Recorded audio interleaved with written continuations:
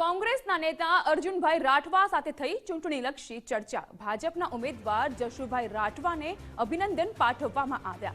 India alliance એક તાકાત બની હોવાનું અર્જુન રાઠવાએ આપ્યું નિવેદન અને કહ્યું કે આપ અને કોંગ્રેસના કાર્યકર્તાઓ ભેગા મળીને ઉત્સાહભેર કામ કરશે। ઇન્ડિયા અલાયન્સ મજબૂતીથી લડત આપશે। કોંગ્રેસ ઉમેદવાર બનાવે તો હું ચૂંટણી લડવા માટે તૈયાર છું। કોંગ્રેસ પોતાનો મેનિફેસ્ટો ગેરંટી તૈયાર કરી રહી છે। ગુજરાતમાં પરિવર્તનની આંધી આવશે, આ નિવેદન પણ અર્જુન રાઠવાનું।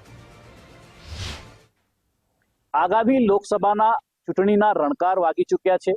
દરેક રાજકીય પાર્ટી એક પછી એક પોતાના ઉમેદવારોની યાદી જ્યારે જાહેર કરી રહી છે ત્યારે વાત કરી રહ્યા છે આપણે છોટાઉદેપુર લોકસભા બેઠકની। તો છોટાઉદેપુર લોકસભાની બેઠક ઉપર પણ ભાજપ તરફી ઉમેદવાર મજબૂત નેતા તરીકે જશુભાઈ રાઠવાનું નામ જાહેર થયું છે।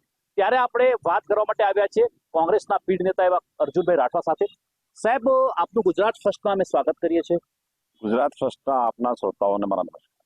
સાહેબ, જ્યારે ભાજપ તરફથી છોટાઉદેપુરની બેઠક માટે જશુભાઈ રાઠવાને એક મજબૂત નેતા તરીકે 5 લાખથી વધુની સરસાઈથી જીતવાના લક્ષ્યાંક સાથે જ્યારે મેદાને ઉતારવામાં આવ્યા હોય તો કોંગ્રેસ તરફથી ઉમેદવાર કોણ અને ક્યારે જાહેર થશે? ખૂબ સરસ।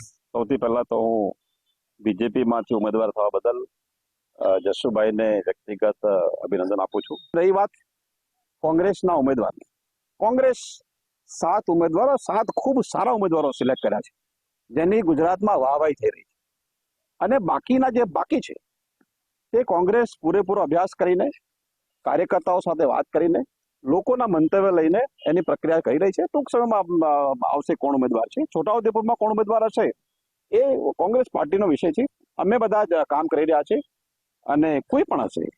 સાહેબ, અર્જુનભાઈ અમને જણાવશો કે કહેવાય છે કે કોંગ્રેસને રાઠવા ત્રિપુટી જે હતી એની ખૂબ હૂંફ હતી, જ્યારે એમાંથી હવે 2 નેતા ભાજપ પાસે છે તો કોંગ્રેસ એની ખોટ કેવી રીતના પૂરશે? આપ જે વાત કરો છો કે છોટાઉદેપુર કોંગ્રેસમાંથી સૌથી પહેલા સિનિયર નેતા કોંગ્રેસના હતા મોહનસિંહભાઈ ભાજપમાં ગયા, એના પછી બીજા એક સિનિયર નેતા ધીરુભાઈ એ ભાજપમાં ગયા અને છેલ્લે નારાયણભાઈ ભાજપમાં ગયા। આ લોકોના જવાથી એક કાલ્પનિક ત્રિપુટી આ લોકોએ કોંગ્રેસમાં રહીને બનાવી હતી। ત્રિપુટીનો મતલબ એ છે કે ભાઈ અમે 2-3 જણા જ છીએ, બાકી બીજા કોઈએ ક્યારે સપનું નહીં જોવાનું, ધારાસભ્ય થવાનું, સાંસદ થવાનું કે પોતાનો અવાજ રજૂ કરવાનો। એ જે ઊભું કર્યું હતું કોંગ્રેસમાં અને લોકો જાણી ગયા, એમની ચાલ ચલગત જાણી ગયા અને હવે મનસૂબો સિદ્ધ થાય એવો નહોતો અને બીજેપીનું પહેલેથી કામ કરતા હતા, એ લોકો ભાજપમાં ગયા અને આ કહેવાતી ત્રિપુટી જે છે, કોઈ લોકશાહીમાં કોઈ ત્રિપુટી કે 3 જણાનું ગ્રુપ ના હોય કે જે આખું પોલિટિકલ સિસ્ટમ આખું જે લોકશાહીને બીજા માટે બંધ કરીને બેસે।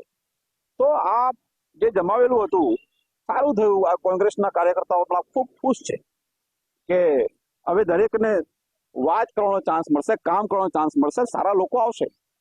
તો ત્રિપુટીની હૂંફની વાત તો ઠીક છે, પણ કોંગ્રેસમાં એક બંધિયાર વાતાવરણ થયેલું એ ખુલ્લું થયું છે અને આજે કોંગ્રેસના કાર્યકર્તાઓ અને છોટાઉદેપુરના લોકો, ગુજરાતના લોકો ખૂબ ખુશ છે કે છોટાઉદેપુર કોંગ્રેસ મજબૂત થયું છે, પણ કોંગ્રેસ અને લોકો તૈયાર છે।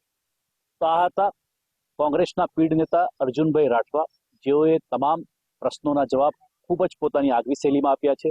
આમ પણ પ્રોફેસર અર્જુન રાઠવા પોતાના વાક ચાતુર્યમાં માહિર છે અને આગામી સમયમાં ગુજરાતમાં મહત્તમ બેઠકોના લક્ષ્ય સાથે કોંગ્રેસ લડશે તેવો હુંકાર પણ ભરી રહ્યા છે।